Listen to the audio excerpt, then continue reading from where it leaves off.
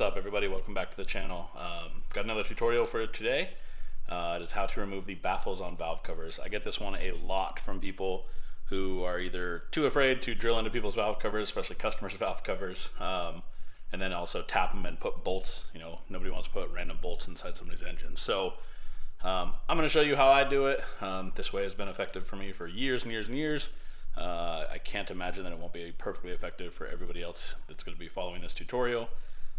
There's going to be some variables with the bolt size and things of that nature that are going to kind of vary from valve cover to valve cover. So let's get right into it. Once again, guys, if you can help me jump back into the algorithm with videos by hitting that like, leaving a comment, put some suggestions for other how-tos. I'm going to be blazing through people's suggested how-tos that I have in kind of a list right now, but always looking to do more. So let me know what you want to see.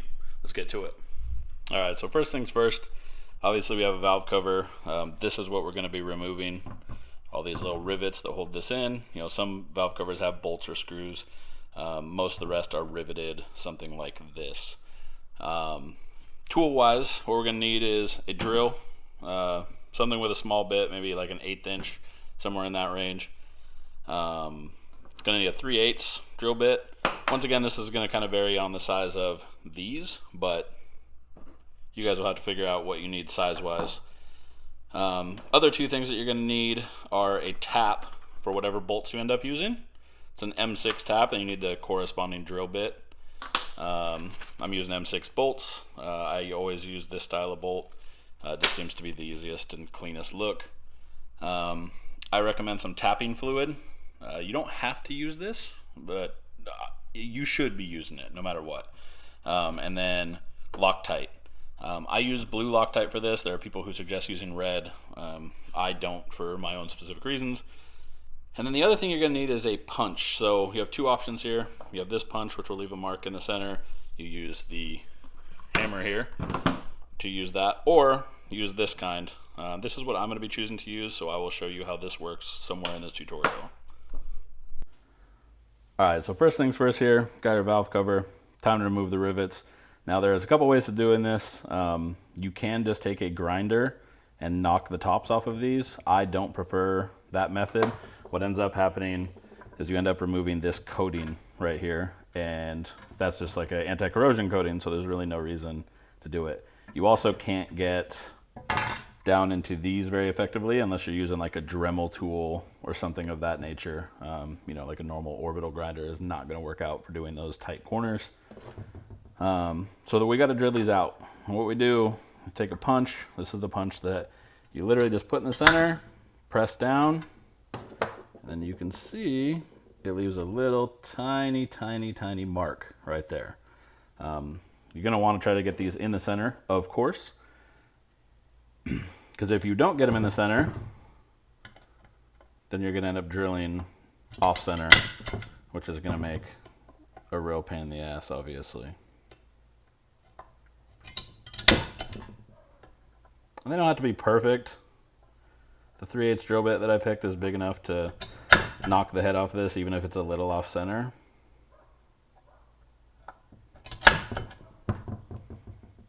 Guess I gotta work better to get these in camera.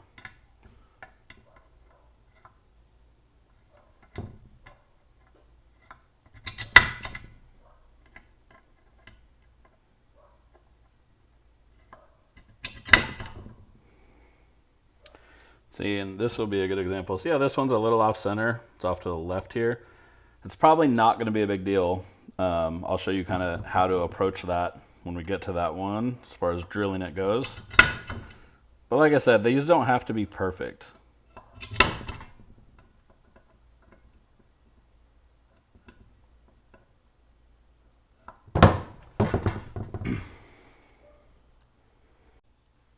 Alright, with these all punched, next step is going to be drilling out each of these. So I start with a 1/8 inch drill bit. Start off slow.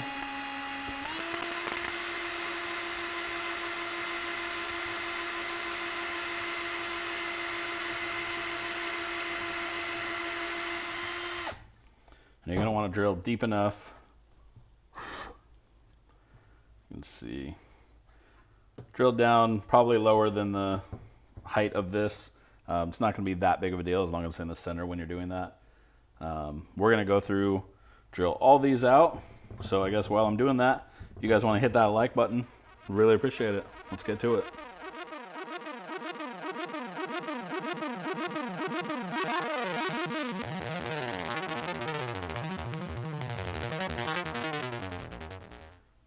Alright guys, so now that we got the holes drilled in the ends of all these are just basically like starter holes. We're going to go to a 3/8 inch drill bit. A suggestion that I have is to go ahead and put some sort of well, it doesn't have to be penetrating, like WD-40, any sort of lubricant on these is going to help you with, it's basically just going to save your drill bit a bit, wow.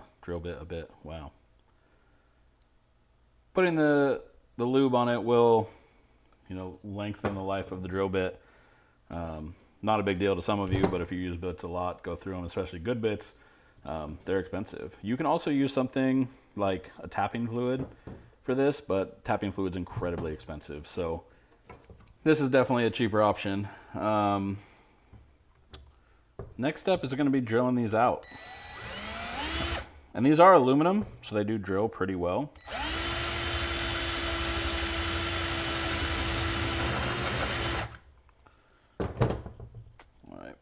I'll show you this one. You can see I got into the metal or the steel up on top. Try not to do that, but I mean, you can do it. It's not going to be ruining anything. You don't want to drill all the way through it no matter what, just because that's going to require a bigger head on your bolts. And if you already have bolts, that's a problem. So I'm going to go through, drill all the rest of these out. We'll pop this off.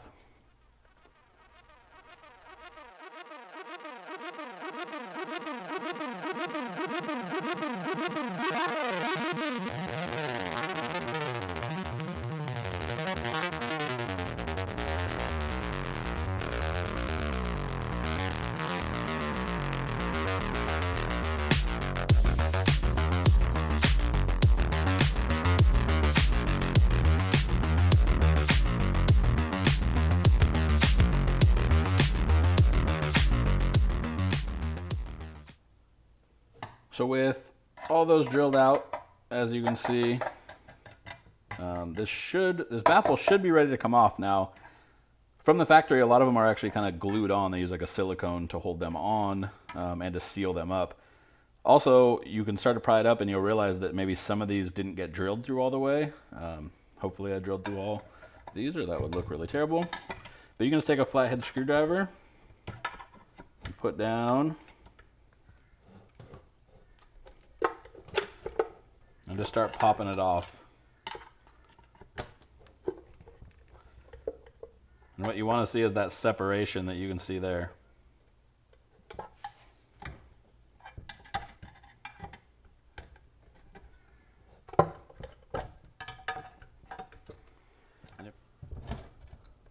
So if you're watching this video and you're wondering why anybody would ever want to remove all of these, or remove a baffle even, there's a couple different reasons. For one, guarantees that you have no blast media or any old gunk, whatever, built up in your baffle setup.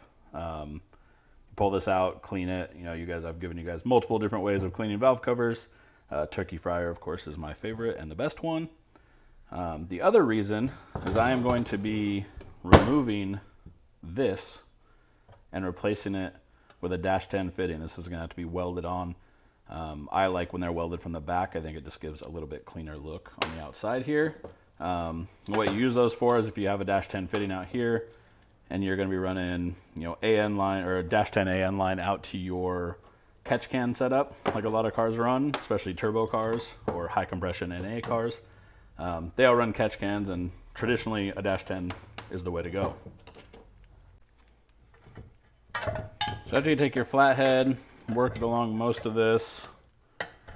I usually go from one side to the other, kind of working back and forth to release this.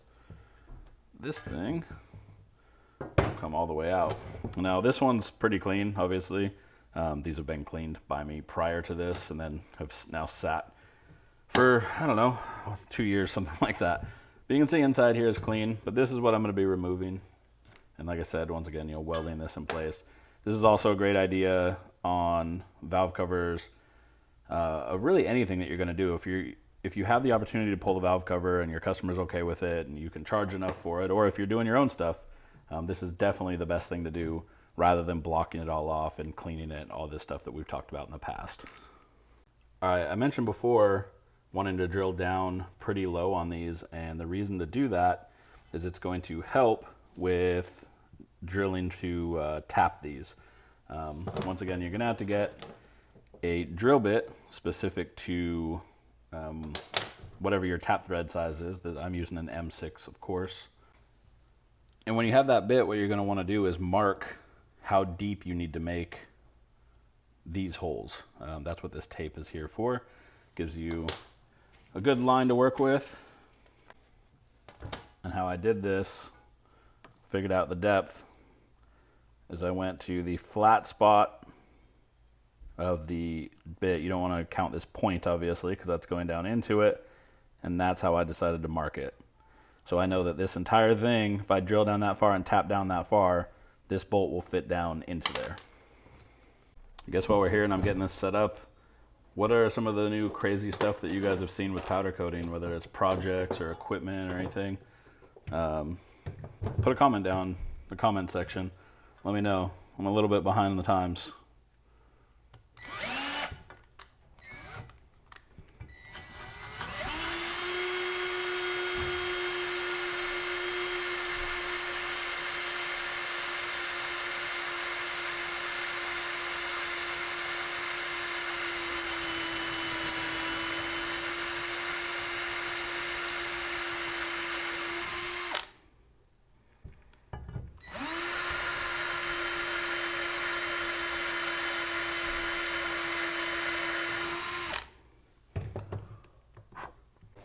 One thing you're definitely going to want to consider when you're drilling these, before you drill them all at the depth that you kind of set with your tape, you're going to want to tap one of these and make sure that a bolt threads all the way into it.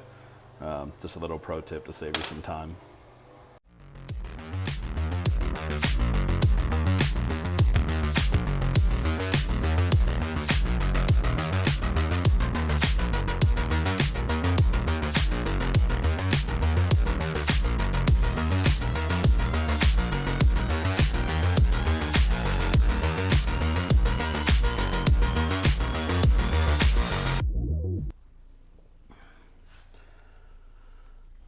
All right, got all these holes drilled out to the proper size to start the tapping process. I'm gonna go rinse all the aluminum shavings off of this. One of these holes, yeah, this one, I goofed a little. You can see it's a little oblong this way. Obviously, that's not ideal, but it's probably not gonna affect anything, especially once we tap it. Plus, if you were missing one bolt, it's gonna be fine. There's enough bolts in this that it'll be fine. All right, so we got this thing all cleaned up. I did tap one of these already. Just ran a little test. I think I did two, actually. Next, obviously, we're gonna need a tap. It's two different types of handles. This is like the standard traditional handle. You just put your tap in here, rotate this till it tightens on it. This is the kind I prefer to use. It's a ratcheting unit. You can change it right here, just lock it so it doesn't ratchet.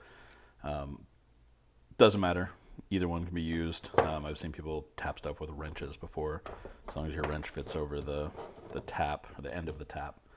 So when you go to tap stuff, I'm gonna put on some tapping fluid here. And the thing with tapping is you wanna do it as straight as humanly possible.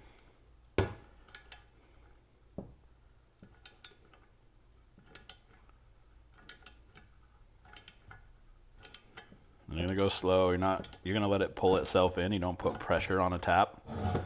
You just let it do its thing. And with most good taps, you'll start to see material will come up out of these, or at least stay stuck into those.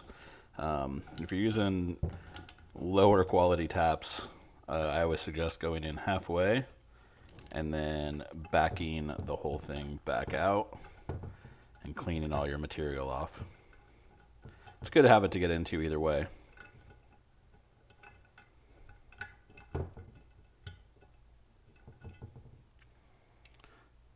see the material on this. If I can get it to focus, there we go.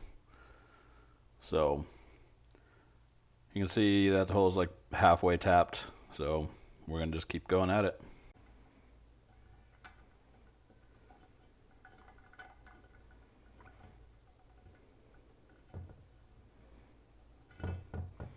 Okay, and then once you have that out, you're probably still going to have material down in here, so you're just going to take compressed air and blow that all out.